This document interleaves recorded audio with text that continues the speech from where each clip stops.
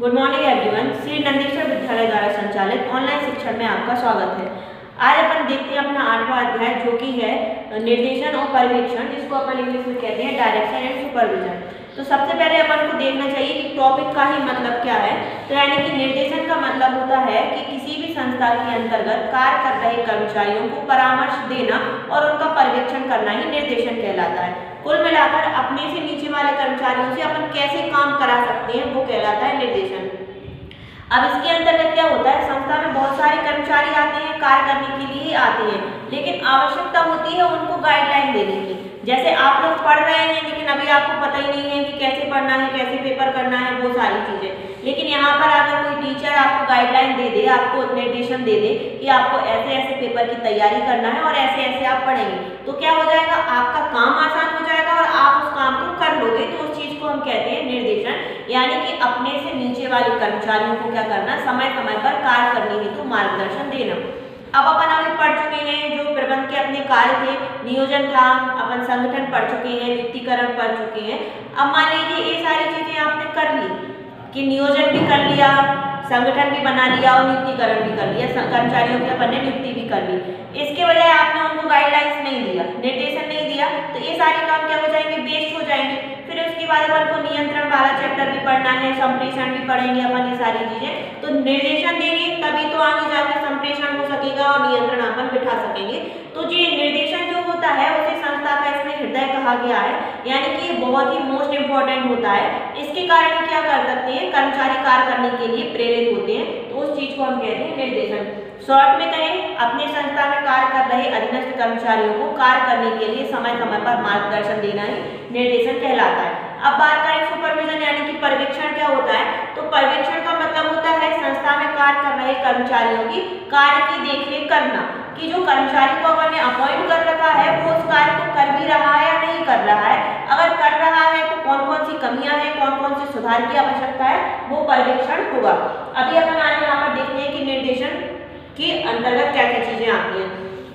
तो सबसे पहला है उसकी विशेषता। तो सबसे पहली विशेषता होती है प्रबंध का महत्वपूर्ण कार्य। ये तो अपन ने अभी देखा था कि संस्था में अपन ने नियोजन कर लिया, संगठन कर लिया, कर्मचारियों की नियुक्ति, चयन, प्रशिक्षण, नियुक्ति और चयन भी हो गया, सब चीजें हो गई। अब अगर अपन ने कर्मचारियों को कार्य करने के लिए निर्देशन नहीं दिया अर्थात उनका मार्गदर्शन ही नहीं किया, तो वो कर्मचारी कैसे कार्य को आगे कर सकेगा।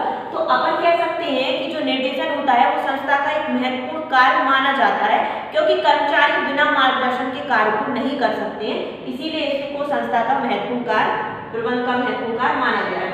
दूसरी चीज होती है सतत कार्य।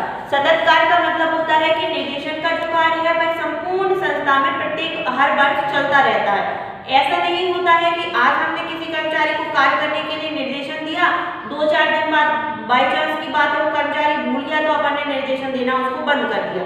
निर्देशन की आवश्यकता कर्मचारियों को प्रति वर्ष बनी रहती है, यानी कि हर वर्ष में और प्रत्येक दिन कुछ अपन स्लॉट कर सकते हैं कि 1 सप्ताह 2 सप्ताह बाद, मतलब कर्मचारियों को अपन को निर्देशन देते रहना चाहिए।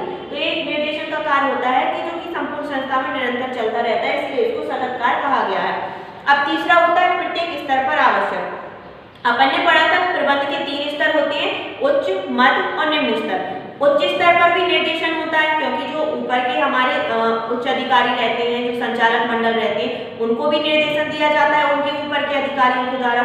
मध्य स्तर में जो हमारे विभाग अध्यक्ष रहते हैं उनको निर्देशन दिया जाता है हमारे उच्च प्रबंध यानी कि संचालक के द्वारा। अब निम्न स्तर पर जो कर्मचारी होते हैं उनको कौन गाइडलाइन करता है, कौन निर्देशन देता है, जो हमारा मध्य स्तर रहता है। तो कुल मिलाकर जो निर्देशन का कार्य होता है वह प्रबंध के तीनों स्तरों यानी कि उच्च, मध्य और निम्न तीनों स्तरों पर पाया जाता है। अब चौथी देखें अपन निर्देशन का प्रभार।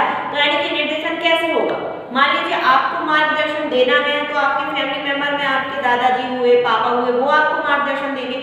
स्कूल आते हैं तो कौन निर्देशन देता है, जो हमारे प्रिंसिपल सर होते हैं, टीचर्स होते हैं, वो हमें मार्गदर्शन देते हैं।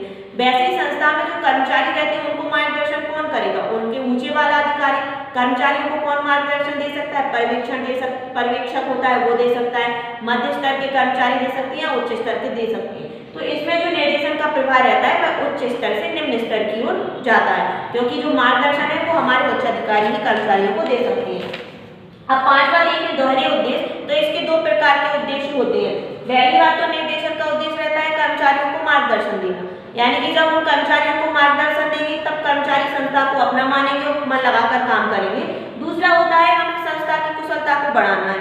अगर कर्मचारी मन लगाकर काम करेंगे या मैंने उनको निर्देशित किया है तो कुल मिलाकर क्या होगा, कार्य अच्छा करेंगे तो उसका प्रभाव किस पर होगा, हमारी संस्था पर। तो प्रबंध की कुशलता भी बढ़ेगी और दूसरा कर्मचारियों की कुशलता भी बढ़ जाएगी। इस प्रकार ये हुई इसकी विशेषताएं। अब अपन देखते हैं कि निर्देशन का महत्व क्या होता है।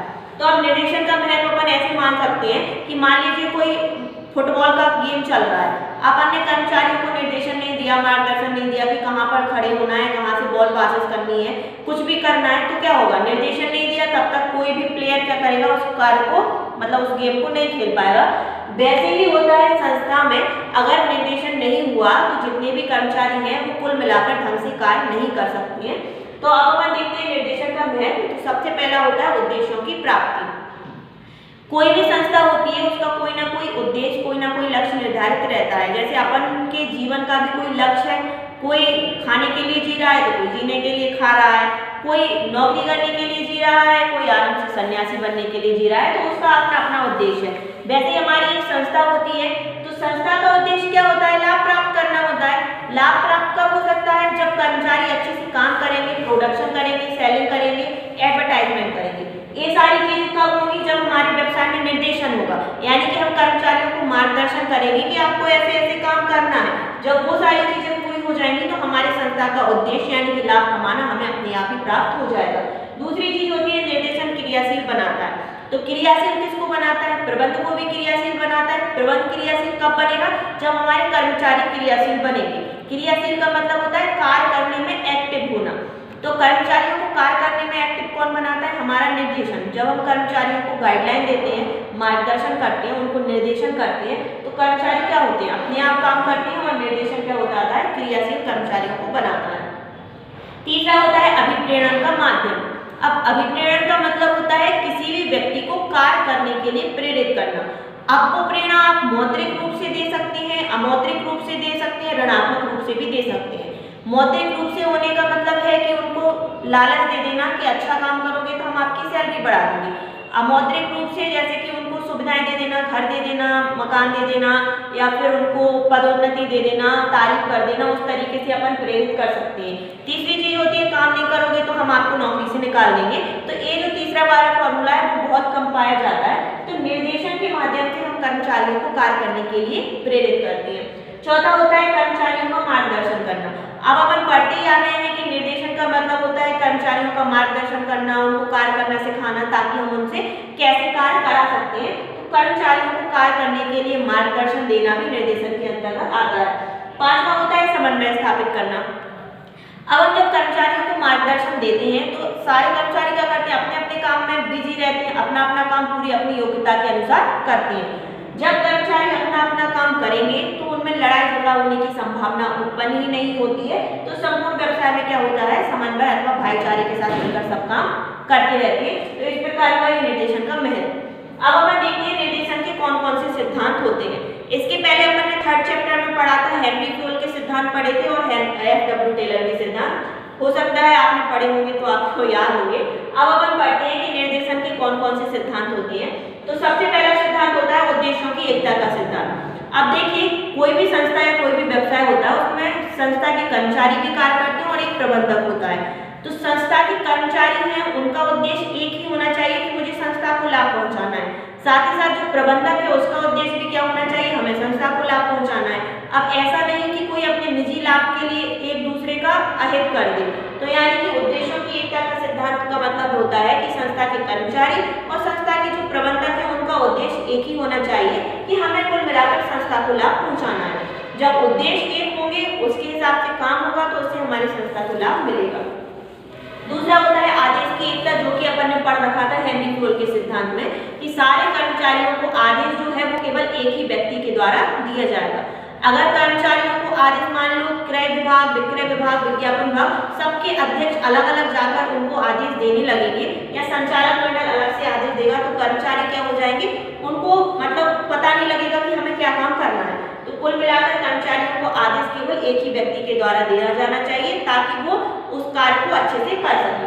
तीसरा होता है निर्देशन की कुशलता का सिद्धांत।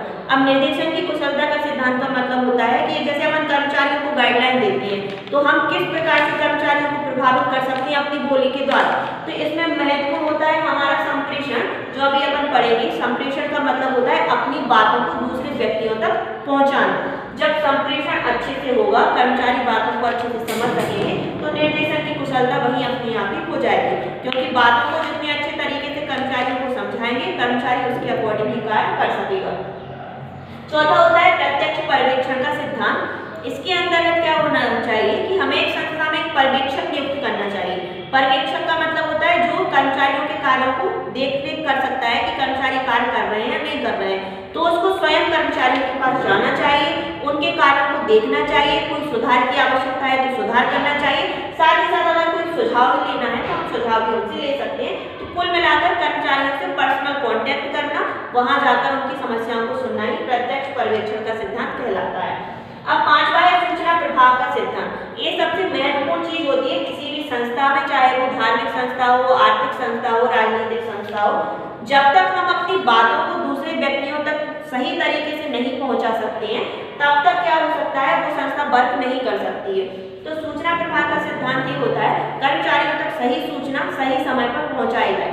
सूचना पहुंचाने में देरी हो जाती है या फिर सूचना को तोड़ मरोड़ कर पहुंचाया जाता है, तो कर्मचारियों में भ्रम उत्पन्न होता है और वह उस कार्य को सही तरीके से नहीं कर सकते हैं। तो सूचना प्रभाव का सिद्धांत कहलाता है कि सूचना को सही समय पर कर्मचारियों तक पहुंचाया जाए। इस प्रकार हुए निर्देशन के सिद्धांत। अब अपन देखते हैं कि निर्देशन के तत्व कौन कौन से होते हैं।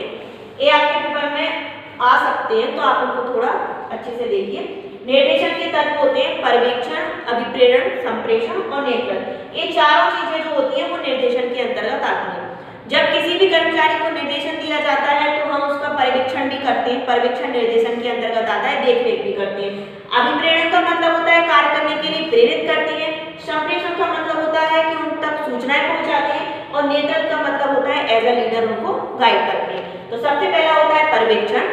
पर्यवेक्षण का मतलब होता है किसी भी कर्मचारी के कार्य की देखरेख करना, अर्थात